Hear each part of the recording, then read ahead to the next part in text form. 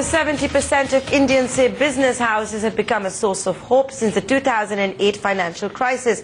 But the first ever CNBC Burson-Marsteller corporate perception indicator shows while 49% of Indians feel companies don't pay fair taxes, 56% of Indian business leaders beg to differ. Shereen Bhan caught up with Don Baer, the CEO of Burson-Marsteller in New York. Here's a slice of that conversation.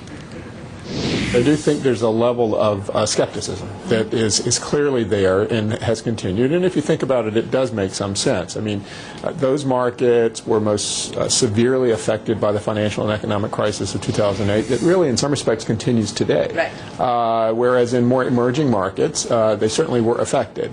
But you've also seen much more economic progress over the course of that period of time. 6 years is a long time now. Sure. And we've seen a lot of these economies that certainly there have been false starts here and there, but that have continued to move forward.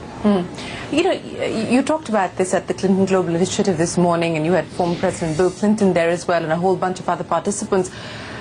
What seems to be the solution? What seems to be the road ahead? Because in terms of the role of the corporation, there is a crisis even as far as capitalism in the fashion that we know of it today. What seems to be the solution in terms of the road ahead? Well, I actually would argue that capitalism is working.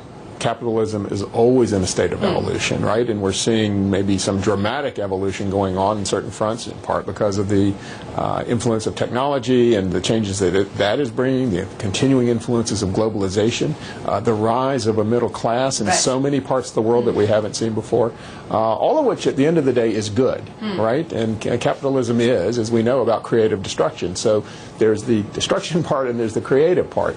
I think one of the answers... There's more emphasis on the destruction part of the last few years. There's a lot of emphasis on that, but we also have to look to where the positive is. You know, this survey also shows that around the world, uniformly, emerging markets and developed markets, people embrace the idea that the private sector and corporations drive economic growth, they drive job creation, that they are more socially responsible than they used to be, many things that are positives.